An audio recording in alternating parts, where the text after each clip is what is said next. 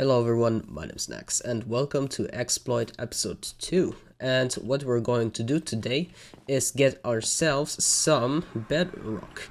Now, we already obtained some portal tiles on this world, and this is pretty good because you can return from the end to the overworld at any time, even without the end fountain being there.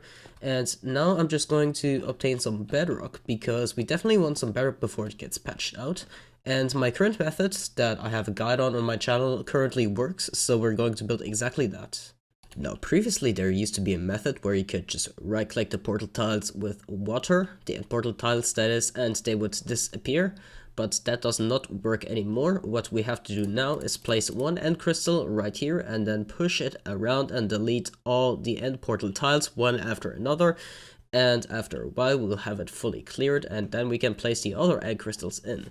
And what this basically does is that it puts the fountain into a regeneration mode, and I do believe that was discovered by Panda4994.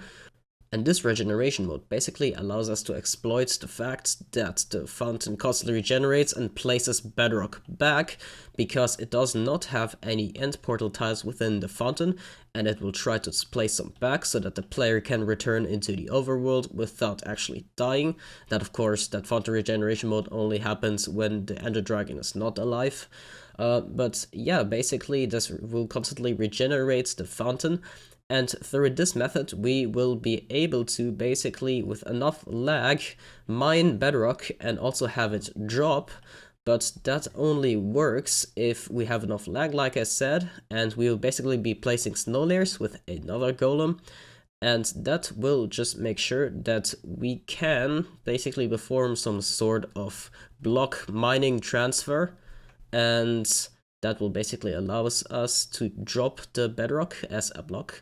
But again, only works with lag, but that's exactly why I have soul sand, water, and I suppose I don't have the sand right here, but I have it in the overworld, and I can just return using this portal tile whenever I want.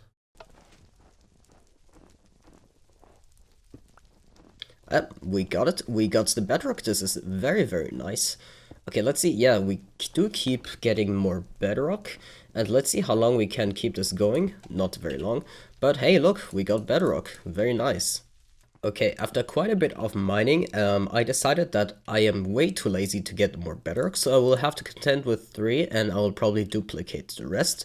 So that means that we could blow this up, and yeah, I suppose we will be doing that. First off, I will be removing this bubble column though.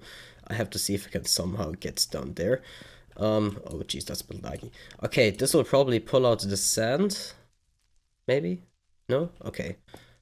I'm just gonna go underneath, and that should remove the bubble column. If no, it does not apparently. Well, that will do it, and it will everything fall down. And wow, that's a lot of sand. Well, anyways, we have removed the lag machine. That's quite a lot of sand, I have to say. We're probably just going to send that back through here, just like that. That should all end up at world spawn. And I think we are done with obtaining the Bedrock. Alright, I gave Kai some snowballs and gave him the honor of shooting the crystals, and well, he's just going to shoot the crystal. Yeah, he's going to shoot a crystal, and we can just watch this blow up. Or not.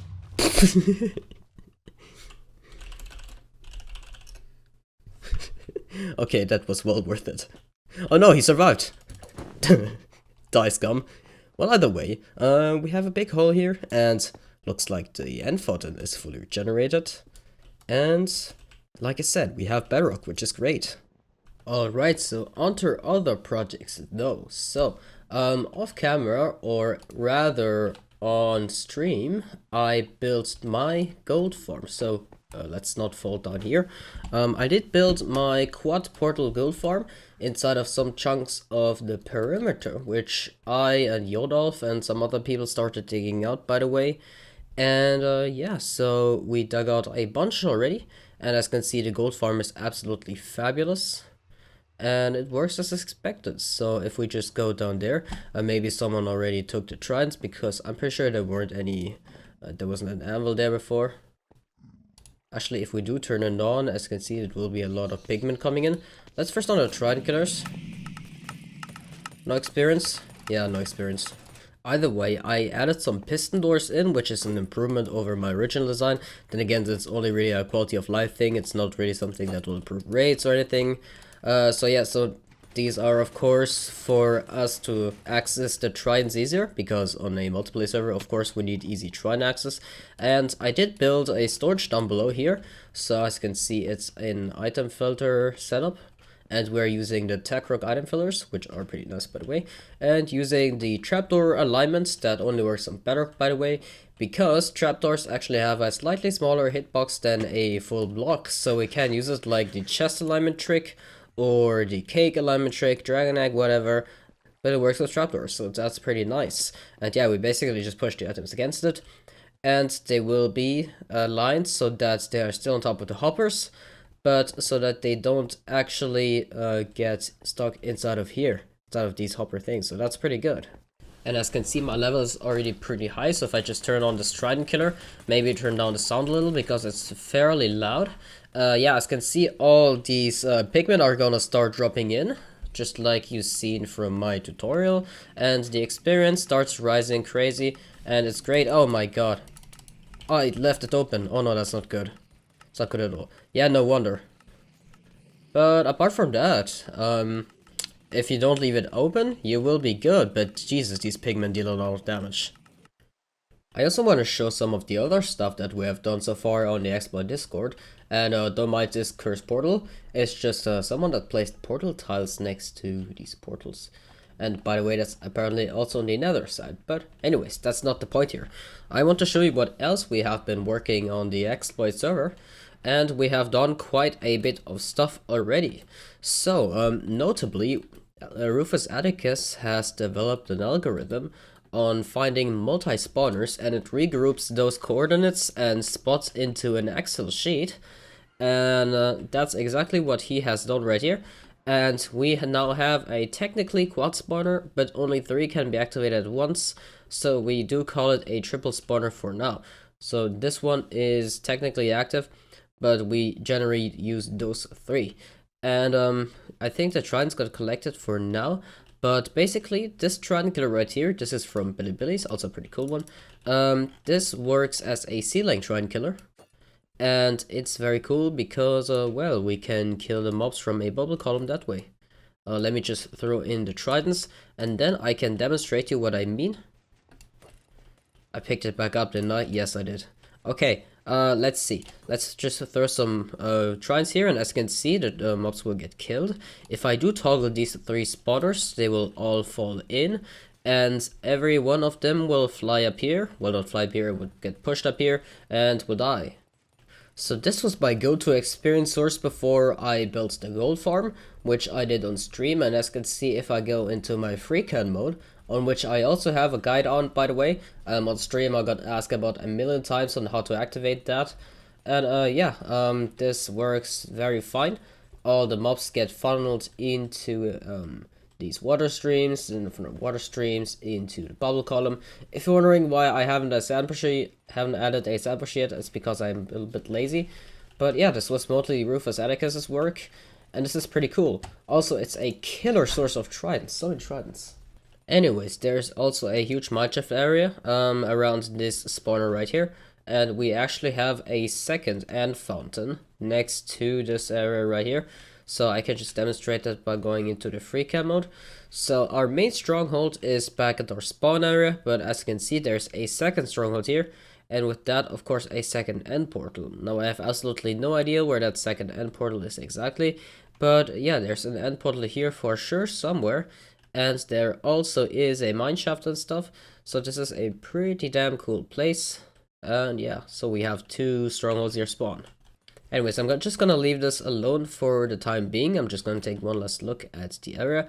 As you can see, this is under our desert area, so back over there, this is our main area where we're going to dig out the spawn perimeter. And right here is a desert village. And well, this is the area. And I mean, it looks pretty nice, doesn't it? Some pretty nice work from Rufus. And by the way, if you're wondering about this free cam mode, yes, my character also moves when I move the camera. It's kind of annoying, but hey, that's what we gotta live with. I still get confused about these portals every time. Man, whoever plays those portals is really a madman.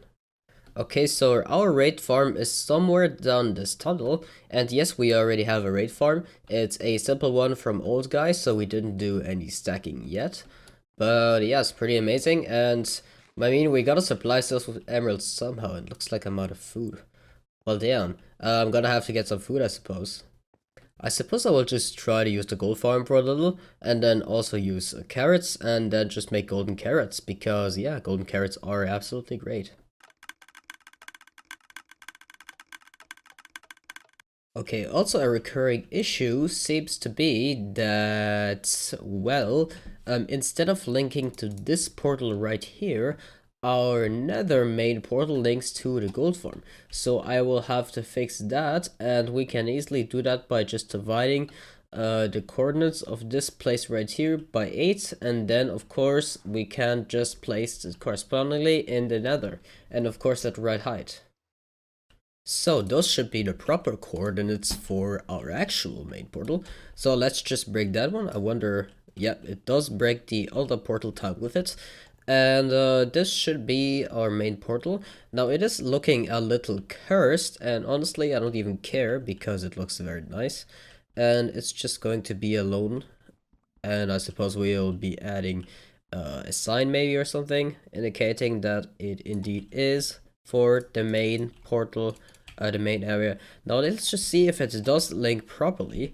And I don't know if it links back, because I had something that it does not want to link to nether portal tiles in the nether back. If they were in the overworld it would link, but not the opposite way.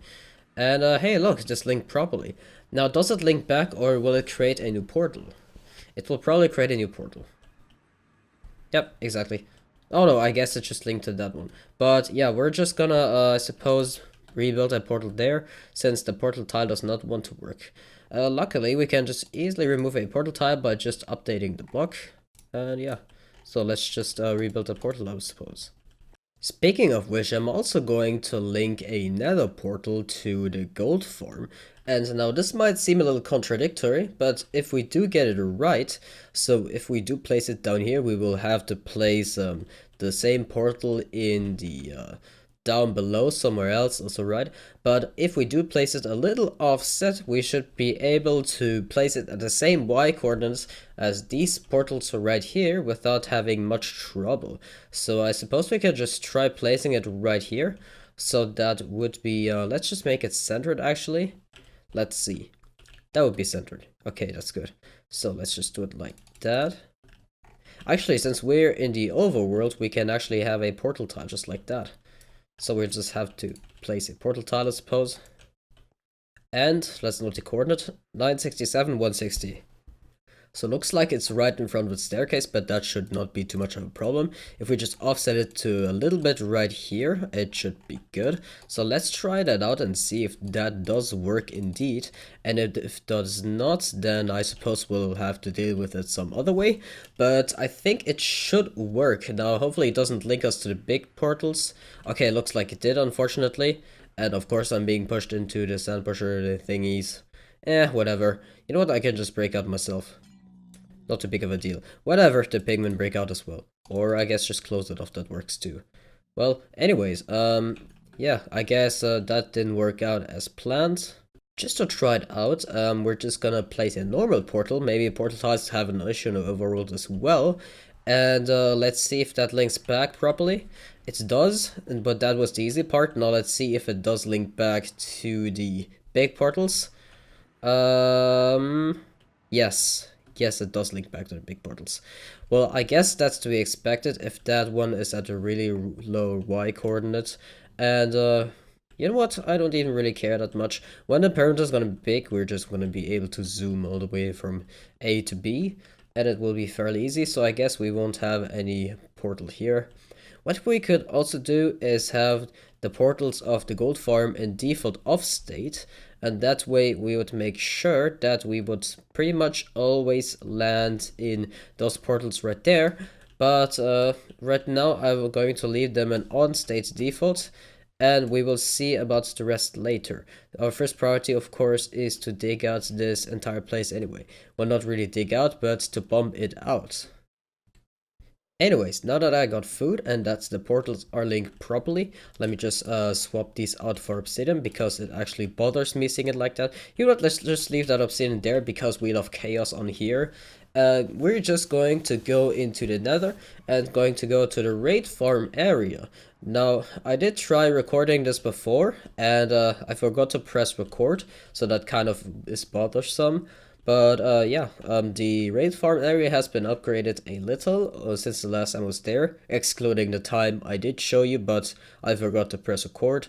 And pretty much some new storage was added, some tweaks to the mechanics and stuff. So let me just show you. Okay, so while it's down this really long tunnel, of course later we will be able to properly navigate, because right now our transport system is a little mess. But yeah, so this is our raid farm area. We are not going to move the portal, no, don't worry. And this is pretty much a raid farm area, and there used to be an outpost right here. As you can see, there just spawned a pillager. And these are the two hard-coded spawning spots that originate from the outpost. Now, this outpost was crossing one chunk border, as you can see right here, and that made it so that there is two spawning spots. Now, if this crosses two chunk borders, that will mean that the HSA, which is the hard-coded spawning area, this is basically a structure. It will be between 4 chunks, and it will have 4 HSSs, which is a hard-coded spawning spot. But ours right here only had 2 hard-coded spawning spots, but that's okay because it still provides plenty of raids. Now, as you can see, this right here is the area. This is where our raid farm magic happens. Now, this is a pretty simple design right now, so it's only temporary. Of course, we're going to switch to a massive stacked raid farm design from Yodalf. Right now is old guy's simple raid farm design, and to be honest, it works great. So for the time being, it's pretty much all we need. But of course, because we are Xploit, we are going to upgrade it and make it much more insane later on. Anyways, up there is an area that leads to another fortress area with another double blaze spawner. Now, this is probably not the one where we'll be making our overpowered fortress farm. This fortress over here, where we also have a blaze farm, will be where we're going to make our fortress farm. Now, of course, we're also going to use the double blaze spawner in the fortress farm design, because spawners are actually surface cap, and all the structure spawns are cave cap, and that means they won't be interfering with each other, and that will be great for the mob farming, and it means that it will provide us with additional blaze rods. Oh, and if you're interested, down this tunnel there is a ice plains or snowy tundra or whatever it is called, but it's not really of much interest right now because we don't have anything built there. Originally we were planning to like make a temporary, very small stray farm for wither skulls, but we don't really like that on Xploit because while we do certain things, we don't think that abusing this glitch is a very good thing because it's kind of boring, to be honest. It's almost too easy to get it. And that's precisely why we, of course, are going to build a fortress farm in the future. And that is going to provide us with infinite skulls. Besides, raids of these stray wither skull farms are kind of a lie anyways, because you do need our charged creeper, and you can only blow up so many moss with one charged creeper before your game starts lagging real bad, and you kind of have to give up on some. And yeah, so basically fortress farms require a perimeter, or I guess they don't really, but that of course helps a lot. And yeah, with the fortress farm we will get infinite skulls, and we will be able to supply our projects, like for example a big spruce tree farm. Now right now it looks like we are doing it manually, or is that Yodalf? I don't know, it's probably Yodalf. And yeah.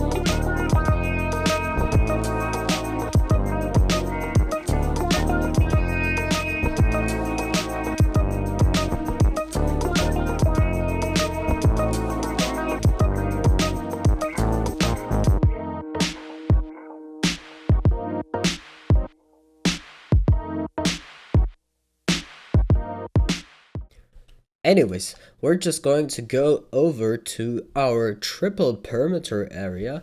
Now, technically, this isn't a full perimeter as we only made it out of stone. And basically, Hazel and Ken made a flying machine. Well, I mean, it's kind of Ken that made it, but Hazel also helped on the building, as far as I know. And they made a flying machine that puts lava on top of the ocean. And that way, we basically got a triple perimeter area, which is admittedly pretty great because we can build tons of things on there, like for example Ken's gigantic creeper farm. Now, Ken's creeper farm produces about 110 stacks of gunpowder per hour, which is very good for Bedrock rates. I'm pretty sure that's maxed out for Bedrock edition rates, and it of course uses portal tiles and transports the creepers into the nether to clear them out of the cap as quick as possible. But that will be pretty much our main source of gunpowder, and once we got that, we will be able to bomb out the main perimeter, which is the spawn perimeter, and well, the perimeter right next to it. I don't know what really to call it. I guess we would have the spawn chunk perimeter and the village perimeter or something like that, but it doesn't really matter. It will be a 9 times 18 chunk perimeter, which will be pretty insane. And yeah, like I said on stream, I already started out digging this area along with Yodalf, zundappchef, and I think Eisenbraun helped a little. I don't know who else, but basically everyone helped a little, I suppose. And yeah, this looks pretty nice already. And of course, we're going to most likely bomb out the rest. But for now, this is looking pretty good, especially considering that I managed to put the gold farm into there, and that means we have an ample supply of experience. But apart from that, as you can see, there has not been that much progress done. I guess a fair amount for one episode to the next, but we have been hard at work for the last days. And that, yeah, that is pretty cool. So, I would like to thank you very much for watching this video. And I hope you very much enjoyed all this exploit content. And of course, go subscribe to me, and more importantly, go subscribe to all the other Xploit members. They definitely deserve more love than they currently get. And yeah, so definitely go subscribe to them and maybe watch their videos, because it's totally worth it. They have amazing Bedrock Tech videos. But either way, I would like to thank you very much for watching once again.